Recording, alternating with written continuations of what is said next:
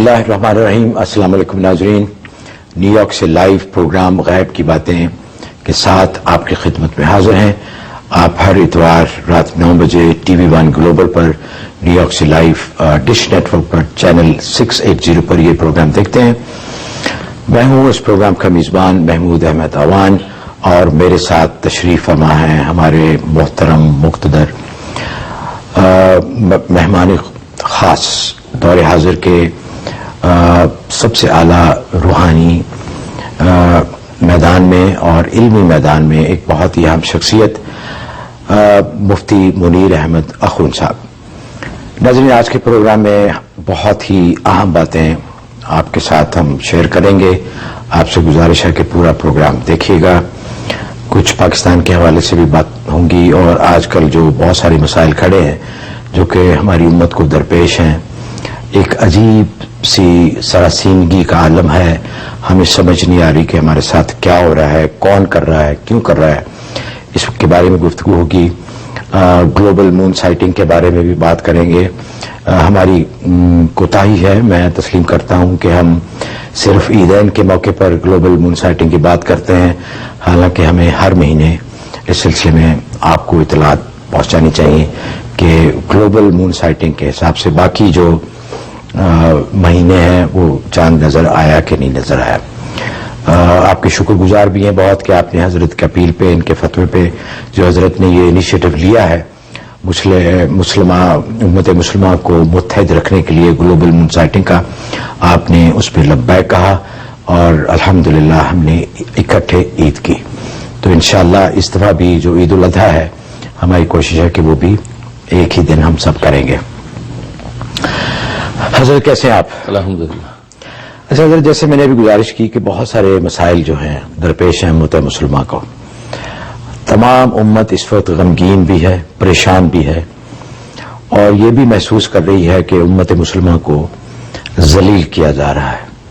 कुछ लोग कहते हैं कि ये एक बड़े मंसूबे के तहत है, एक बड़ा प्लान है जो कि इस्लाम दुश्मन ताकतें हैं जिसके जरिए से वो मुसलमान को कभी दहशतगर्द कह के, कभी एक्सट्रीमिस्ट कह के, कभी इंतहा पसंद कह के, कभी बारबैरिक कह के, जानवर कह के हमारी उम्मत को बदनाम किया जा रहा है। अभी हाल में पाकिस्तान में जैसे कि सबको मालूम है कि वाकया हुआ है कि एक 14 साल की बच्ची मलाला यूसुफजई, उसको कत्ल करने की साजिश की गई, उसको गोली मारी गई और वो गोली जहां लगी उसे लगता है कि बहुत ही कोई मशाक निशानाबाज था कि जिसने गोली मारी जो उसके सर पे लगी। अल्लाह उसकी जिंदगी करे, हम सब दुआ गो हैं। उसकी हालत बड़ी तशवीशनाक है। लेकिन मकसद मेरी गुफ्तगू का ये है कि ये क्यों हो रहा है। तालिबान जिन्होंने इस वाक़े की जिम्मेदारी कबूल की है, आम तौर पे उनको समझा जाता है कि वो इस्लाम के लिए काम कर रहे हैं, नफाज शरीयत के लिए काम कर रहे हैं और उनका भी ये दावा है कि हम शरीयत को जब तक पूरी दुनिया में नाफिज नहीं कर लेते हम चैन से नहीं बैठेंगे। लेकिन बाद में उनकी जो हरकत इसी सिलसिले में, इसी कड़ी जो है, इसी मकसद के लिए जो उनकी हरकत सामने आती हैं वो कतई गैर शरई और गैर इस्लामी है। बाज लोग ये भी कह रहे हैं कि ये मलाला यूसुफ का जो वाकया है ये भी एक साजिश है, क्योंकि जैसा कि आप जानते हैं कि उससे एक दिन पहले पाकिस्तान तहरीक इंसाफ के चेयरमैन इमरान खान एक अमन रैली लेके वजीरिस्तान गए थे जो कि बहुत कामयाब हुई। उनका मकसद सिर्फ यही था कि उन लोगों के जहां ड्रोन अटैक्स हो रहे हैं, बगैर किसी तखसीस के लोगों को मारा जा रहा है, वो बंद किए जाएं और जो मुकामी लोग हैं उनको साथ मिला के ये जो दहशतगर्दी है इसको भी बंद किया जाए। आप हजरत इस सब सारे जो मामलात हैं, वाक़यात, इनको किस नजर से देखते हैं शरई नुक्ता निगाह से? नहमदुहु व नुसल्ली व नुसल्लिम अला रसूलिल करीम, अम्मा बाद। ये बात तो इंतहाई काबिल अफसोस है कि 14 साल की बच्ची, उस पर ये दस्तराजी की गई और उसको जैसा कि वाक़या सामने आके गोली मारी गई और उसके बाद जिम्मेदारी भी कबूल की गई। तो पहली बात तो ये कि असल में हमारे मुल्क में, पाकिस्तान में ख़ास तौर पर जो ये इस वक्त इंतशार है उसकी बुनियादी वजह दियानत की कमी है। حدیث میں آتا ہے کہ قرب قیامت میں دین و دیانت کم ہو جائے گا. تو میں یہاں دین تو نہیں کہتا, کیونکہ دین جو ہے اس کی تو کوئی نسبت ہے نہیں کہ دین تو دور دور تک نہیں ہے وہاں کی جو عمومی معاشرے میں, لیکن دیانت کی کمی ہے.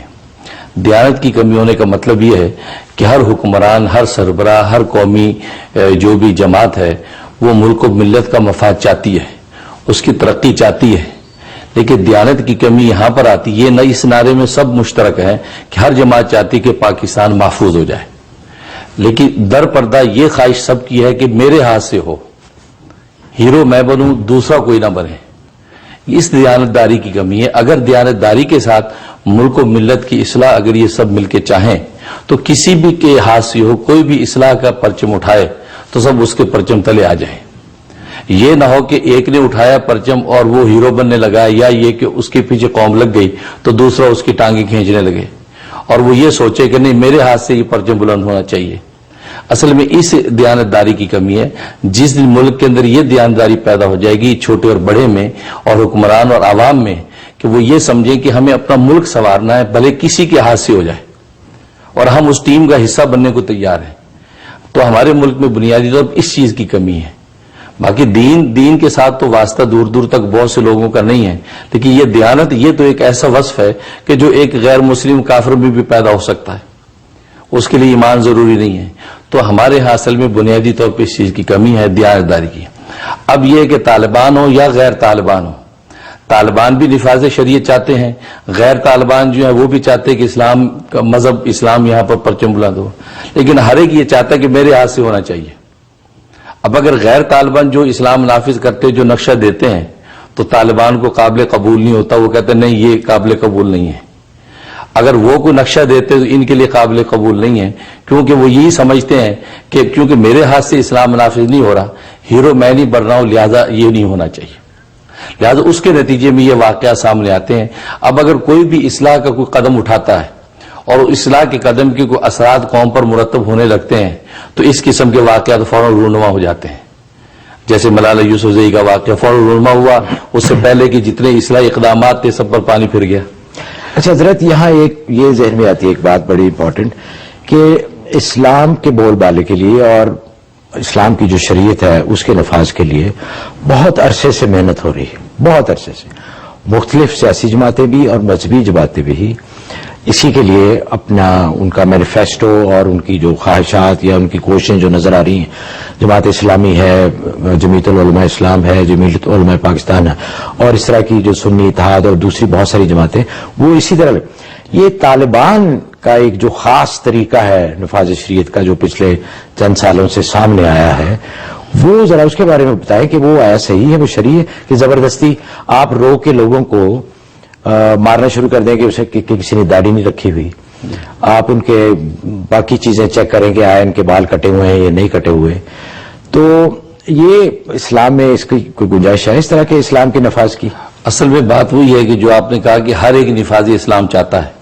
میرے پیر و مرشد, میرے والد نسبتی شہید اسلام حضرت مولانا محمد یوسف لدھیانوی شہید رحمۃ اللہ علیہ سے روزنامہ جنگ کے نمائندے نے سوال کیا یہی کہ شریعت بل پاس کیوں نہیں ہوتا جبکہ بھاری اکثریت کے ساتھ بل پیش کیا جا رہا ہے اور تمام دینی جماعتیں نفاذ شریعت چاہتی ہیں اور جو غیر دینی جماعتیں وہ بھی ان کو سپورٹ کر رہی ہیں, تو کیا بات ہے کہ یہ نافذ کیوں نہیں ہو رہا اور نواز شریف اس کو نافذ کیوں نہیں کر دیتا جب اتنی بھاری اکثریت پارلیمنٹ میں آ گئی؟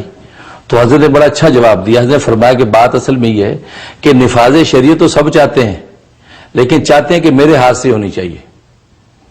نفاذ شریعت سب چاہتے ہیں لیکن چاہتے ہیں میرے ہاتھ سے ہونی چاہیے, ہیرو میں بنوں.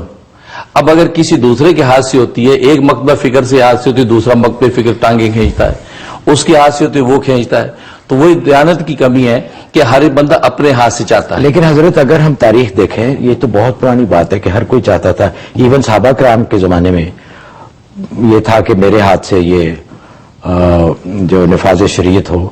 لوگ چاہتے تھے, انڈیویجول چاہتے تھے کہ میرے ہاتھ پہ بیعت کی جائے, دوسرے کے ہاتھ پہ بیعت. اس سلسلے میں جنگیں بھی ہوئیں, کربلا کا واقعہ بھی ہوا. تو یہ تو بہت پرانا چلا رہا ہے. لیکن یہ جو نیا سلسلہ شروع ہوا ہے, دیکھیں بات یہ ہے کہ ہم جب تک دل نہیں بدلیں گے نا لوگوں کے, دین آتا ہے دل کے بدلنے سے، جسے کہتے ہیں نا انگریزی میں ہارٹس اینڈ مائنڈس. یہ آپ نافذ کر ہی نہیں سکتے زبردستی یا سرکاری طور پر. جس طرح ضیاء الحق کے زمانے میں انہوں نے نماز لازمی کر دی تھی، جن لوگوں کے دلوں میں نہیں تھا خیال وہ بغیر وضو کے کھڑے ہو جاتے تھے. کوئی چیک نہیں کر سکتا کہ جی آپ کا وضو ہے کہ نہیں ہے، یہ تو اللہ.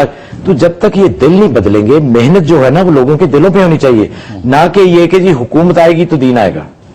اصل میں بات یہ ہے کہ ہم صحابہ اکرام رضوان اللہ علیہم اجمعین کی نیتوں پہ شک نہیں کر سکتے. ان کے بارے میں تو قرآن و حدیث نے کہہ دیا کہ رضی اللہ عنہ و رضوان. اب ان کے درمیان جو مقاشفات ہوئے، جو جنگیں ہوئی ہیں، وہ جنگیں بھی ان کے اخلاص اور تقوی کی بنیاد ہیں. اس لیے مناقشات صحابہ جو ہوا اس کے بارے میں جو ہے علماء نے لکھا ہے کہ یہ بھی ان کے اخلاص للہ کی علامت ہے، کیونکہ وہ بھی ذاتیات کی بنیاد پر نہیں تھی بلکہ اعلاء کلمت اللہ کے لیے تھیں. اس میں اپنے اور پرائے کا بھی انہوں نے لحاظ رکھا، اللہ کے نام کو بلند کرنے کے لیے میدان میں آئے. لیکن آج کی دنیا میں ہم ان کی نیتوں پہ شک کر سکتے ہیں کیونکہ ان کا طرز زندگی بتاتا ہے کہ وہ سارا کا سارا دنیا کو سمیٹنے پر لگا ہوا ہے. لہٰذا یہاں پر آج مفاد پرستی ایسی ہے کہ ہر بندہ چاہتا ہے کہ میرے ہاتھ سے یہ کارنامہ ہونا چاہیے، دوسرے کے ہاتھ سے نہ ہو. اگر دوسرے کے ہاتھ سے ہو بھی جائے تو اس کے اندر بھی شکوک و شبہات ایسے نکالے جاتے ہیں تاکہ اس کی جو ہے وہ ایک حیثیت اور اہمیت کو ختم کر دیا جائے. اس لیے ہمارے ملک میں سب سے بنیادی چیز یہ ہے. باقی جو آپ نے کہا کہ دل کا معاملہ ہے، یہ دل کا معاملہ تو بہت بڑی چیز ہے. یہ تزکیہ قلب کا یہ تو بنیاد ہے شریعت اور دین کی، یہ تو ہونا چاہیے. خانقاہیں آباد ہوں، مشائخ سلسلہ کے پاس ضربے لگیں، وہ تو یہ ہے ہی ہے. لیکن چونکہ ظاہری نفاذ شریعت کا ایک اصول ہوتا ہے تو اس نفاذ شریعت کے تحت ایک نظام ہوتا ہے سزا کا، ثواب کا، وہ سرزنش کا، تعزیر کا، حدود و قصاص کا. وہ نظام ہمیں قائم رکھنا پڑتا ہے. اب رہا کہ حدود شریعت میں کہاں وسعتیں ہیں کہاں نہیں ہیں، اس کے لیے چاہیے کہ اہل علم پاکستان میں بہت ہیں، اہل علم بیٹھ کے اس کا ایک خاکہ، اس کے ایک پوری سلطنت چلانے کا خاکہ اس کو جو ہے وہ اوپن کریں، لکھیں، تاکہ طالبان وہ اگر کسی غلط فہمی یا خوش فہمی میں مبتلا ہیں تو ان کے سامنے بھی وہ خاکہ آ جائے کہ یہ وہ علماء حق ہیں کہ جو یہ آپ کے سامنے پیش کر رہے ہیں کہ یہ بنیادی شریعت ہے. بس حضرت میرا ایکچولی کہنے کا مقصد یہی تھا کہ علماء کو اس وقت جو ہے نا چاہیے کہ لوگوں کے اوپر محنت کریں. جی بالکل دلوں میں محنت کریں، حکومت کو چھوڑ دیں، حکومت کی جو خواہش ہے، کیونکہ اصل دین آئے گا جب لوگ بدلیں گے. اس کی بنیادی بات میں یہ کہوں علماء کرام لوگ بدلیں گے نہیں تو کتنے قانون بنا لیں آپ، بالکل لوگ چینج نہیں ہوں گے. تو انشاءاللہ یہ بڑا لمبا ٹاپک ہے، وقت ہمارا محدود ہے. انشاءاللہ ناظرین آئندہ آنے والے پروگراموں پہ اس پہ مزید گفتگو ہوگی. دعا کریں کہ مزید کوئی ایسے واقعات نہ ہوں کہ پھر یہ گفتگو پھر آگے سے آگے چلتی رہے. اب حضرت بات کرتے ہیں گلوبل مون سائٹنگ کی. آج غالباً 29 ہے ذیقعد کی، تو چاند نظر آیا نہیں؟ انشاءاللہ کل کا دن، آج ہی مغرب بعد تاریخ بدلتی ہے. اچھا تو کل 29 کا دن ہے، کل مغرب تک اندازہ ہو جائے گا. تو پھر انشاءاللہ کیا رہا ہے ویسے؟ بس یہ ہاں، تو کل دوپہر تک سعودی عرب سے خبر آ جائے گی. مکہ میں جو اگر وہاں رویت ہو گئی تو کل دوپہر تک ہمیں خبر آ جائے گی کہ وہاں چاند ہو گیا ہے. لہذا پرسوں جو ہے پہلی ذیل اگر جیسے آپ کو پتا چلے ہمیں بتا دیجیے گا. تو ناظرین کل دوپہر کے بعد آپ ہمارے پروگرامز دیکھتے رہیے گا. انشاءاللہ اس پہ جیسے چاند نظر آئے گا ہم اعلان کریں گے کہ عید الاضحیٰ کس دن ہوگی نارتھ امریکہ میں. تو حضرت مزید اب جو ہمارا ٹاپک ہے آداب معاشرت، آج ذرا مختصراً بتائیے کہ آج کون سا سبق ہے؟ آج آداب معاشرت کے حوالے سے 11واں سبق ہے اور وہ آداب زیور، کہ عورتیں جو زیور پہنتی ہیں. یہ صرف عورتوں کے لیے؟ یہ مردوں کے لیے بھی جو زیور مردوں کے لیے جائز ہے، مثلا انگوٹھی مردوں کے لیے چاندی کی جائز ہے تو ان کے لیے بھی آداب ہیں. تو بنیادی طور پر عورتوں کے لیے آداب اس میں زیادہ ہیں چونکہ زیور جو بطور زینت کی عورتوں کے لیے. مرد حضرت جو چین پہنتے ہیں گلے میں جی وہ بھی آداب میں آ جائے گا. اچھا ہاں، تو زیور یہ بھی اللہ تبارک و تعالیٰ کی نعمتوں میں سے ایک عظیم نعمت ہے. اور حضرت صلی اللہ علیہ وسلم کا ارشاد ہے کہ میری امت کی عورتوں کے لیے سونا اور ریشم کا کپڑا حلال کر دیا گیا ہے اور میری امت کے مردوں کے لیے حرام کر دیا گیا ہے. تو مردوں کے لیے صرف چاندی کی انگوٹھی کی اجازت ہے کہ وہ 4.5 ماشا تک چاندی کی انگوٹھی پہن سکتے ہیں. اس کے علاوہ دوسرا کوئی زیور مردوں کے لیے جائز نہیں. لہذا سونے کی انگوٹھی، اسی طریقے سے سونے یا چاندی کی چین، یہ مردوں کے لیے اجازت نہیں. لاکٹ ہے یہ اس کی اجازت نہیں، صرف انگوٹھی کی اجازت ہے. اور آج کل تو کان کے بندے بھی شروع ہو گئے ہیں مردوں کے. ہاں جی، علی وہ اس کی تو کوئی گنجائش ہی نہیں. تو بالکل گنجائش نہیں. تو اس لیے اور عورتوں کے لیے جہاں تک آداب کا تعلق ہے تو عورتیں جو ہے وہ زیور ایسا پہنے کہ اگر باہر نکلنا ہے تو وہ بجنے والا زیور نہ ہو، مطلب گھنگرو نہ ہو، ایسی گھنگرو ہوں یا اور کوئی بجنے والا زیور ہے، جیسے پائل پہنتی ہیں، پائل پہنتی ہیں، وہ آواز والی نہیں ہونی آواز والی نہیں ہونی چاہیے. تو وہ گھر میں البتہ تاکہ وہ توجہ کا مرکز نہ توجہ کا مرکز نہ بنے. ہاں گھر میں شوہر کی خوشی کے لیے یا اپنی خوشی کے لیے گھر کے حدود کے اندر وہ گھنگرو والا زیور پہنتی ہیں یا پائل پہنتی ہیں تو اس میں کوئی مذاقہ نہیں ہے. واہ. اسی طریقے سے چوڑیاں ہیں، تو چوڑیاں جو اگر پہن کے گئی ہیں تو ہاتھوں کو اتنی تیزی سے حرکت دے کے نہ چلیں کہ چوڑیوں کی چھنکار سنائی دے، تو وہ بھی توجہ کا مرکز بنے گا. تو جس کے دل میں مرض ہوگا تو اس کو تکلیف ہوگی. تو یہ چیزیں. اسی طریقے سے عورتیں جو ہے زیور چھوٹے بچوں کو نہ پہنائیں، بچیوں کو نہ پہنائیں، احتیاط کریں کیونکہ ان کی جان کو خطرہ ہو جاتا ہے. اچھا. بعض جو چھوٹی بچیاں ہیں وہ زیور پہنا ہوا ہے، اور ہمارے ملکوں میں تو ایسے بڑے واقعات ہیں کہ چھوٹی بچوں کے کان میں بندے ہیں تو چور اچکے نے اسے بندے کھینچے تو کان پھاڑ دیا، انگوٹھی چھینی ہے. بعض بچہ اغوا کر کے لے جاتے ہیں کہ بھی اس چکر میں کہ ان کا زیور جو حاصل کریں، پھر بچے کی بھی جان کو خطرہ لاحق ہو جاتا ہے. اس لیے بچوں کو جو ہے وہ احتیاط کریں. اور حضرت بڑا رواج ہو گیا ہے کہ جو نانیاں یا دادیاں جو بزرگ ہیں وہ بچیوں کو تحفے میں زیورات دیتی ہیں. جی. تو اگر دیں بھی تو اس کو سنبھال کے رکھ لینا چاہیے بالکل. تاکہ مستقبل میں جب وہ بڑی ہو جائے تو وہ کام میں، تو بچپن میں ان کو نہیں پہنانا چاہیے. اگر پہنانا بھی ہے تو اپنی کسٹڈی میں ان کو تقریب میں لے کے جائیں، اپنی کسٹڈی میں لے کے آئیں. یہ نہیں کہ پہنا دیا اور اس کو کھلا چھوڑ دیا، چھوٹا بچہ باہر نکل گیا تو اس کے لیے خطرات لاحق ہوں گے. اور اس کے علاوہ جو ہے قوم و ملت کے اعتبار سے جس زیور کا رواج ہے تو عورتیں وہ زیور پہن سکتی ہیں، اس پہ کسی قسم کی ممانعت نہیں ہے. اب کوشش کریں کہ غیر قوموں کے جو انداز ہے زیور کے، تو مشرقوں کے جو زیورات کے جو سٹائل انداز ہیں ان سے احتیاط کریں، کیونکہ اس میں بعض دفعہ ان کے اپنی مذہبی کچھ جو شعار مقصود ہوتے ہیں جس کی وجہ سے وہ زیور بناتے ہیں، ان ڈیزائنوں سے احتیاط کریں. اچھا حضرت، یہاں یہ بھی سوال پیدا ہوتا ہے کہ جو بچیوں کی بات ہوئی ہے تو بچیوں کے پاس جو زیورات ہے وہ کس کی ملکیت تصور کیا جاتا ہے؟ ہاں، یہ اچھا سوال کیا. یہ بھی ابھی اس مسئلے میں آنا تھا. وہ یہ ہے کہ بچیوں کو جو زیور دیا جاتا ہے وہ صرف پہننے کے لیے دیا جاتا ہے، ان کو مالک نہیں بنایا جاتا. لہٰذا مالک والدین ہوتے ہیں، لہٰذا اس کی سالانہ زکوٰۃ بھی والدین کے ذمہ ہوگی. اچھا اچھا، کیونکہ وہ تو نابالغ ہے نا، نابالغ نہیں ہے. جی جی. اچھا، تو اس کی جو ملکیت تصور کی جائے گی والدین کی ملکیت ہے، لہٰذا وہ اس کی زکوٰۃ ادا کریں گے. اچھا اچھا. اور ایک شرعی مسئلے کا جہاں تک تعلق ہے تو سونے چاندی کے جو زیور ہے اس کی زکوٰۃ سالانہ پابندی کے ساتھ جو عورتیں نکالیں. اگر شوہر اپنی نقدی میں سے زکوٰۃ دے دے تو ٹھیک ہے، اگر نہ دے تو وہ اپنے زیور میں سے کوئی بندہ یا کوئی انگوٹھی کوئی چیز بیچ کر اس کی زکوٰۃ ادا کرے. اچھا، اس طریقے سے اس زیور یہ بڑا اہم مسئلہ تھا جو آپ نے کلیئر کر دیا. بنیادی چیز. اچھا حضرت، وقت ہوا ہے ایک بریک کا.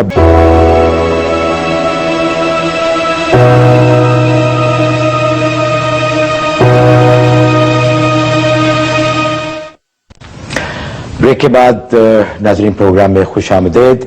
کالز کا سلسلہ شروع کرتے ہیں. علی ہیں ہیوسٹن سے. السلام علیکم. وعلیکم السلام. جی، میری طرف سے آپ کو اور مفتی صاحب کو السلام علیکم. وعلیکم السلام. مفتی صاحب سے اصل میں میرا ایک کام تھا، اس سلسلے میں میں نے سوال کرنا تھا. جی جی. میں پاکستان مستقل طور پر موو ہونا چاہتا ہوں، اور اس سلسلے میں اصل میں نے اپنا گھر جو ہے فار سیل لگایا ہوا ہے، اور تقریباً 5 ماہ ہو گئے ابھی تک فروخت نہیں ہوا.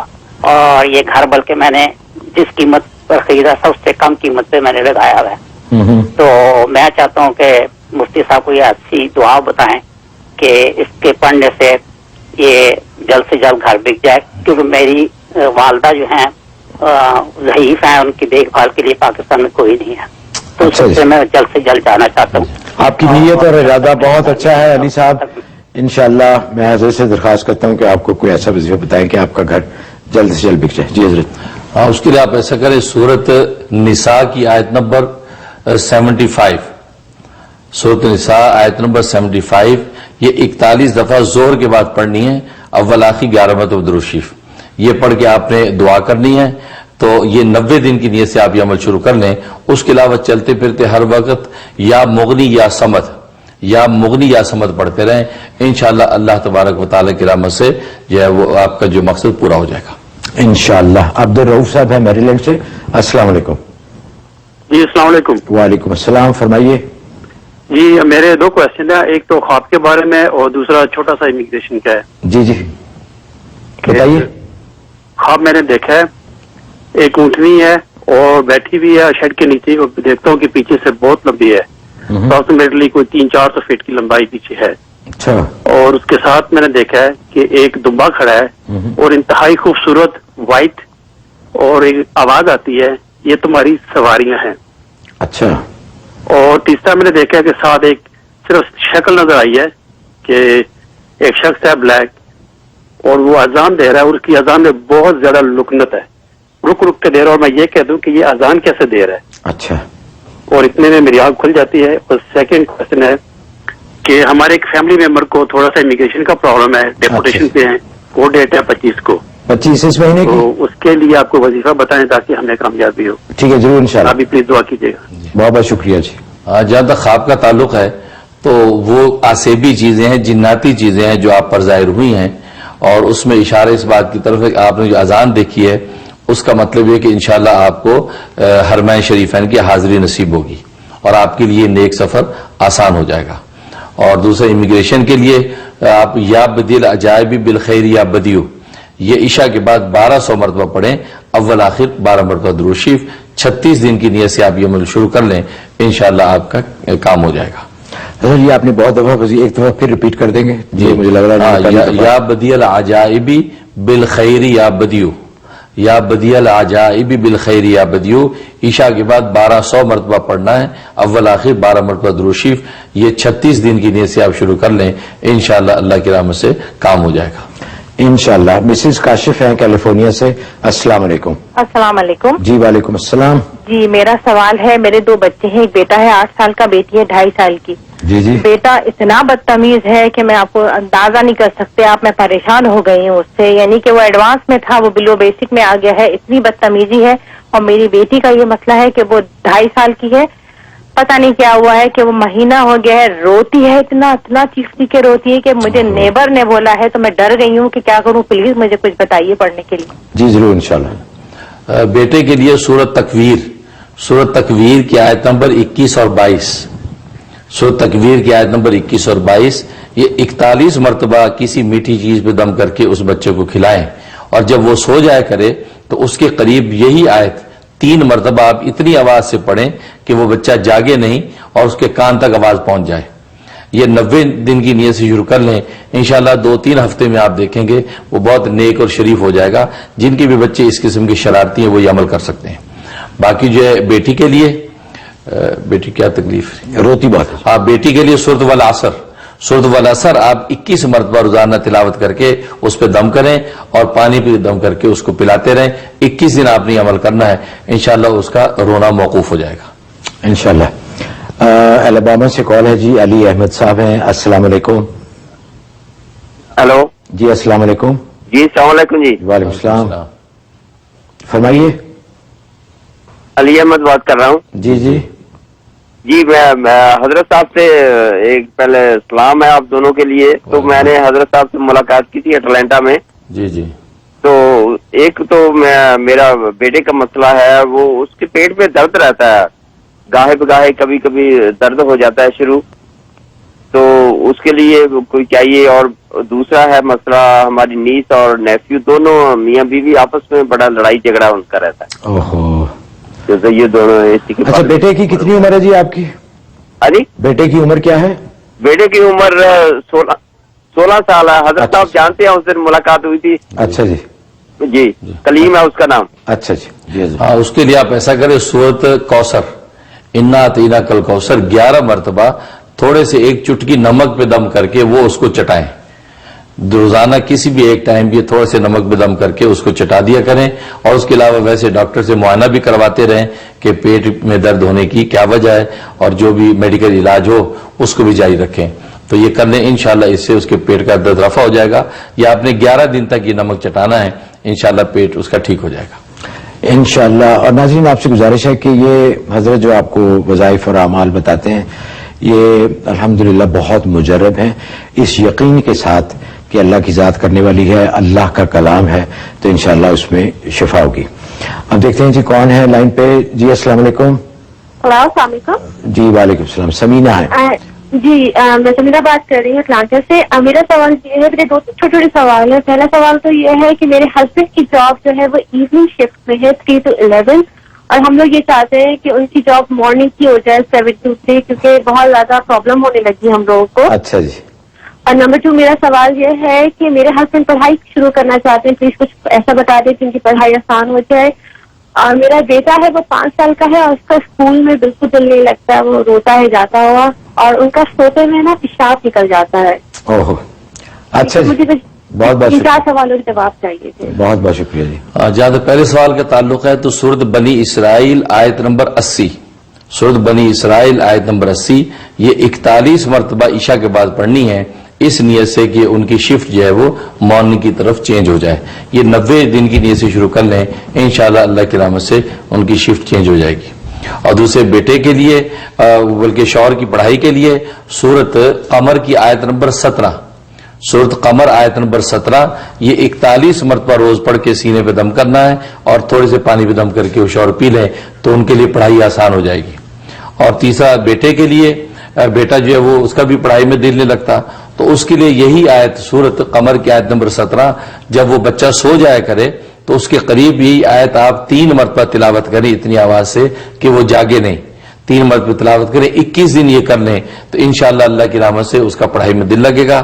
باقی جو پیشاب کا جو معاملہ ہے اس کے ہر کھانے پینے پہ یا قابضو 11 دفعہ دم کر کے دیا کریں، انشاءاللہ اس کے پیشاب کی تکلیف رفع ہو جائے گی انشاءاللہ. ایسے ناظرین ایک گزارش ایک اور کرنی تھی، یہ امت کے حوالے سے تو نہیں ہے لیکن پاکستان کے حوالے سے بہت بہت ضروری بات ہے. آپ سے ایک درخواست ہی ہے جو میں کر سکتا ہوں، وہ یہ ہے کہ عمران خان کے بارے میں.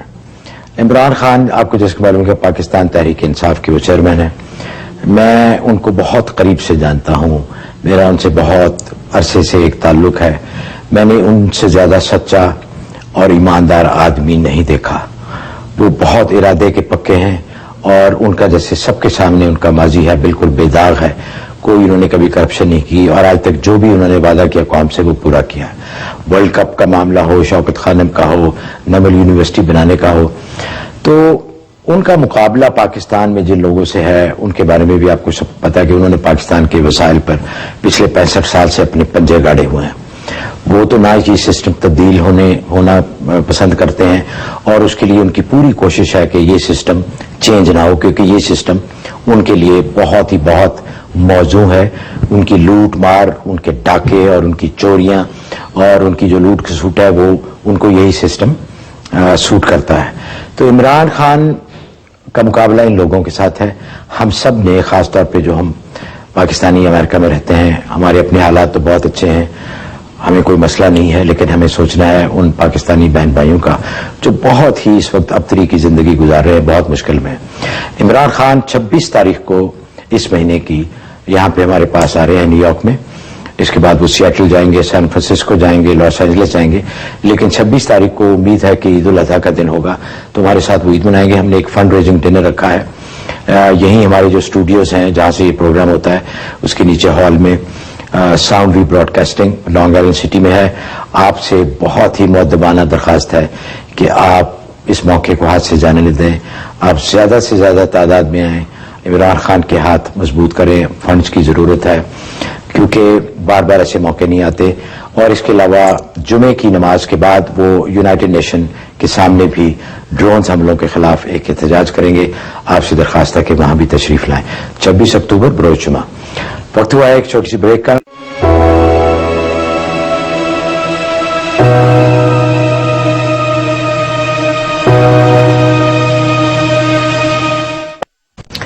ناظرین آپ نیو یارک سے لائیو پروگرام دیکھ رہے ہیں غیب کی باتیں. پروگرام میں دوبارہ آپ کو بہت بہت خوش آمدید. حضرت ایک ای میل ہے بڑی دلچسپ سی ہے، انگریزی میں ہے، میں کوشش کروں گا اس کا ترجمہ بھی کر دوں. انہوں نے کہا کہ پوری ای میل پڑھیے. انہوں نے لکھا کہ I am a girl sees many dreams with jinns calling me to do zina, but they call me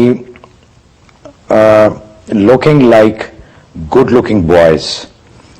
ساتھ کہ میں ایک لڑکی ہوں، مجھے بہت سارے خواب آتے ہیں جن میں میں جنوں کو دیکھتی ہوں جو کہ وہ مجھے دعوت دیتے ہیں زنا کی، اور وہ دیکھنے میں بہت خوبصورت لڑکے ہیں. میں ان کو اگنور کرتی ہوں اور وہ میرا پیچھا کرتے ہیں. اور بعض دفعہ وہ مجھے کہتے ہیں، بتاتے بھی ہیں کہ ہم جن ہیں یا اس کا کوئی ہنٹ دیتے ہیں. اور میں یہ بھی دیکھتی ہوں اپنی خواب میں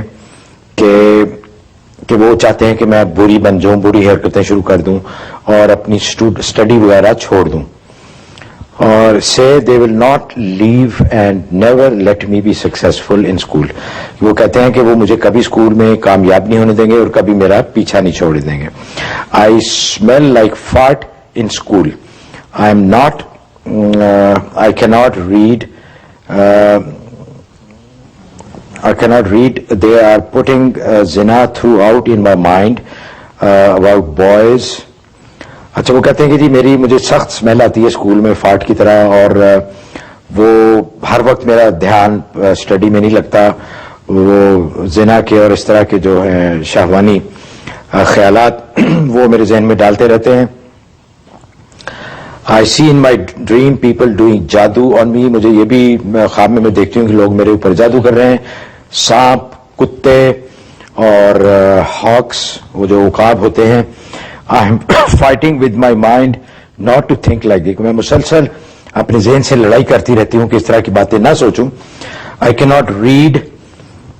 When I am not reading I am fine. جب میں پڑھائی نہیں کر رہی ہوتی ہوں تو اس وقت میں ٹھیک ہوتی ہوں, مجھے اس طرح کے کوئی خیالات نہیں آتے, لیکن جب بھی میں پڑھائی شروع کرتی ہوں تو اس طرح کے گندے گندے خیالات مجھے آنا شروع ہو جاتے ہیں. Sometimes I feel like someone is touching me when I read and changing clothes. اور جب میں کپڑے تبدیل کرتی ہوں یا جب میں پڑھتی ہوں تو مجھے لگتا ہے کہ کوئی مجھے ٹچ کر رہا ہے. اور بھی ہے, لیکن حضرت یہی جو ہے لب لباب ہے اس کا, جو جس طرح کی خواب یا جس طرح کی ان کی جو ذہنی خلفشار ہے اور جو یہ شہوانی خیالات ان کے پاس. ہاں, اس آپ کے خواب سے ایسا پتہ چلتا ہے کہ کوئی شخص محکوم جنات کے ذریعے سے آپ پر جادو کر رہا ہے. محکوم جنات کے ذریعے سے آپ پر جادو ہو رہا ہے, اور وہ شیطانی اور گندے جو ہے وہ جنات ہیں کہ جو آپ کو برے خیالات کی طرف متوجہ کرتے ہیں. اس لیے آپ جو ہے 2 عمل کریں, ایک سورت اور ایک فلق اور سورت ناس, یہ 11 مرتبہ پڑھیں, اور سورت یاسین کی آیت نمبر 58 11 مرتبہ پڑھیں, اور اول آخر 3 مرتبہ درود شریف. یہ صبح شام پڑھ کے اپنے بدن پہ دم کریں, اور تھوڑے سے پانی پہ دم کریں کہ اپنے بدن پہ چھڑک لیا کریں اور پی لیا کریں. ایک یہ عمل کریں. اور دوسرا, سونے سے پہلے سورت المعارج یہ سونے سے پہلے 1 مرتبہ تلاوت کر کے اپنے بدن پہ پھونک لیا کریں. اور جب سوئیں تو شہادت کی انگلی سے اپنے سینے پہ عمر, عین میم رے عمر رضی اللہ تعالیٰ عنہ, یہ عمر لکھ لیا کریں سینے پہ, اور پھر سوئیں. تو انشاءاللہ یہ شیطانی اور یہ گندے جو چیزیں ہیں یہ دفع ہو جائیں گی اور آپ کو ہٹ نہیں کریں گی, اور جو جادو کے اثرات ہیں وہ بھی ٹوٹ جائیں گے انشاءاللہ. فہیم صاحب ہیں الاباما سے. جی السلام علیکم. ہلو, السلام علیکم. وعلیکم السلام. صاحب اور حضرت صاحب آپ کو سلام. وعلیکم السلام. سب سے پہلے تو میں حضرت کو مبارکباد دوں گا کہ ماشاءاللہ ہم تو مون سائٹنگ سے اتنے امپریس تھے. ماشاءاللہ حضرت نے اجارہ لونز میں بھی ہمارے لیے آسانی پیدا فرمائی. تو میرے 2 سوال تھے. ایک تو یہ کہ میں پہلے میرے سے غلطی ہو گئی, ہم لوگوں نے مارگیج سسٹم سے گھر لے لیا سود پر. اب ہم اس میں کیا کر سکتے ہیں؟ اجارہ لون سے فائدہ اٹھا سکتے ہیں؟ اچھا جی. اور اس کا کیا کفارہ ہوگا جو ہم نے اتنے سال سود بھی دیا؟ ٹھیک ہے. اور دوسری بات یہ کہ یہ جو عرفہ کا دن ہے اس کے روزے کی بھی اہمیت تھوڑی سی بتا. اچھا ضرور انشاءاللہ. اچھا جی, بڑا اچھا سوال ہے کہ اب اگر یہ ایسی سہولت میسر ہے تو جو لوگ آلریڈی اس مارگیج کی لعنت میں پھنسے ہوئے ہیں انکلوڈنگ می, تو وہ آیا کنورٹ کرا سکتے ہیں اس کو اجارہ لون کے ذریعے؟ جی بالکل, اچھا سوال. جی اس میں ایسا ہے کہ پہلے تو یہ کہ شکریہ آپ نے مبارکباد دی, اللہ تعالیٰ مبارک کرے. اور حقیقت یہی ہے کہ وہ جب میں جامعہ اسلام میں بنوری ٹاؤن کراچی میں پڑھتا تھا تو مولانا ابو الحسن ندوی رحمۃ اللہ علیہ کی ایک کتاب میں نے دیکھی, اس میں انہوں نے یہ نصیحت کی تھی طلباء سے کہ تم یہ دعا کیا کرو, یا اللہ ہم سے دین کا ایسا کام لے لے کہ جس کی زمانے کو ضرورت ہو. اس لیے کہ دین کے کام بہت ہیں, آپ کو جنت بھی مل جائے گی, اللہ بھی راضی ہو جائے گا, ثواب بھی مل جائے گا, لیکن ایسا دین کا کام کرو جس کی زمانے کو ضرورت ہو. یہ دعا کیا کرو. اور میں اس وقت سے یہ دعا ہمیشہ کرتا ہوں, اور اس میں یہ ایڈیشن کرتا ہوں, یا اللہ اخلاص کے ساتھ دین کا وہ کام لے جس کی زمانے کو ضرورت ہو. لہٰذا اسی کے تحت میں نے گلوبل مون سائٹنگ کا فتویٰ دیا کہ زمانے کو اس کی ضرورت ہے کہ اتحاد امت ہماری امت کی سب سے بڑی ضرورت تھی، اور الحمدللہ گلوبل مون سائٹنگ کے حوالے سے اللہ تعالیٰ نے اس کو شرف قبول بخشا۔ پھر یہ یہاں کی دنیا کے اندر رہتے ہوئے سودی جو سسٹم کے اندر ہمارے مسلمان انوالو تھے، اور غیر سودی سسٹم چاہتے تھے کہ جس کے ذریعے سے مکان خرید سکیں اور بزنس چلا سکیں، تو یہ جب یہ اجارہ لون کی اپرچونٹی سامنے آئی تو یہ بھی میرے ایک مشن تھا کہ میں ایسی سروس دوں کہ جس میں مسلمانوں کو نفع ہو، تو اس لیے میں نے پہ اجارہ لون کا معاملہ ریویو کر کے جو اصلاح و ترمیم کرنی تھی تو میں نے اس کے مطابق یہ اس کو فتویٰ جاری کیا، اور ناظرین سے بھی درخواست ہے کہ وہ اب ایسے سسٹم کو سپورٹ کریں، کیونکہ ہماری امت کی ایک بنیادی طور پر ایک وہ بڑا سانیہ ہے کہ پہلے تو سولوشن ہوتا نہیں تو پریشان ہوتے ہیں، جب کوئی سولوشن سامنے آتا تو ڈبل پریشانی ہو جاتی انہیں، اور وہ طرح طرح کے شبہات نکالنے لگتے ہیں، جی کان ادھر سے پکڑ لو ادھر سے پکڑ لو ایک ہی بات ہے۔ تو ایسے شبہات سے بچ کے پورے اعتماد کے ساتھ اس اسلامی سسٹم کو سپورٹ کریں تو پھر وہ انشاءاللہ دنیا کے اندر بھی ان کو ذاتی گھر مل جائے گا، اور آخرت کا گھر بھی خراب نہیں ہوگا کہ سود کی وجہ سے اللہ رسول کے ساتھ اعلان جنگ کریں۔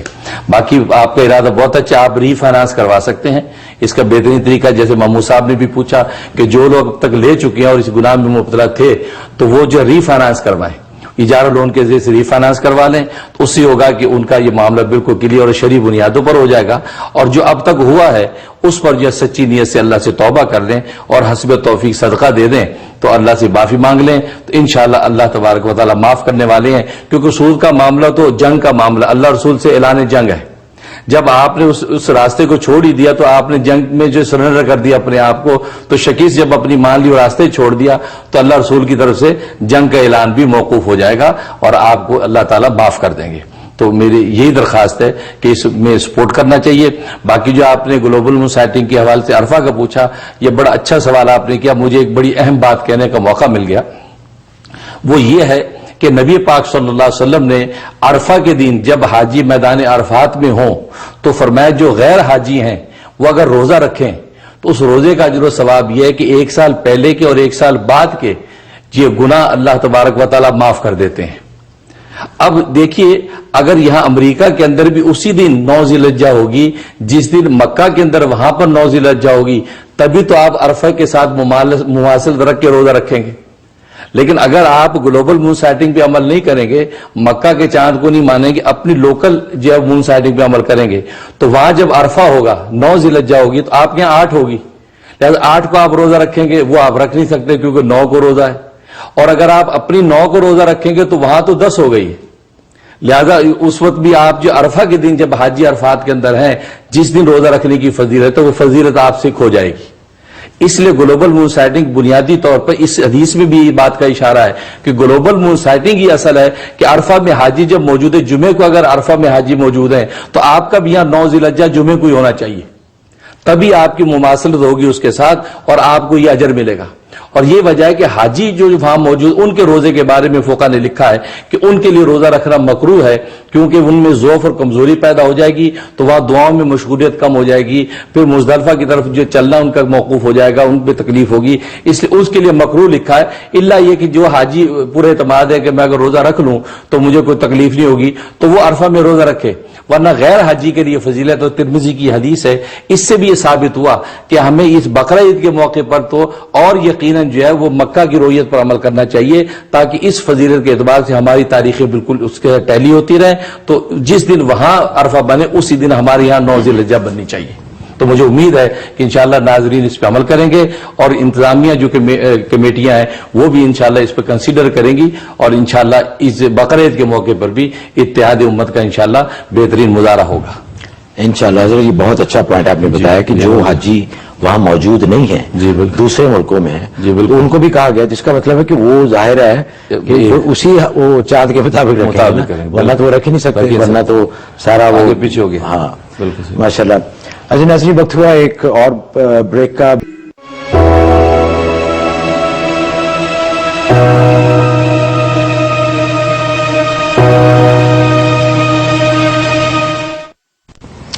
ناظرین پروگرام میں دوبارہ خوش آمدید۔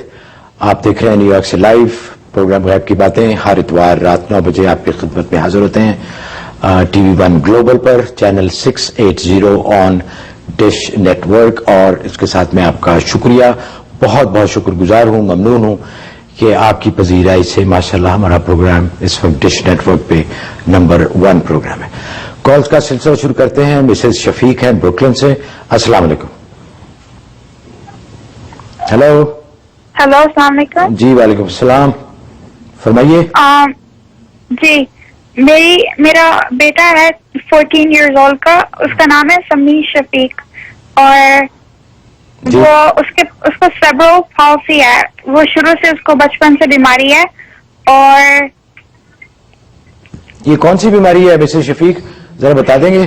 یہ بچوں کی بیماری ہے. کیا ہوتا ہے اس میں؟ اس میں اپنے ٹی وی کی آواز بند کر دیں پلیز.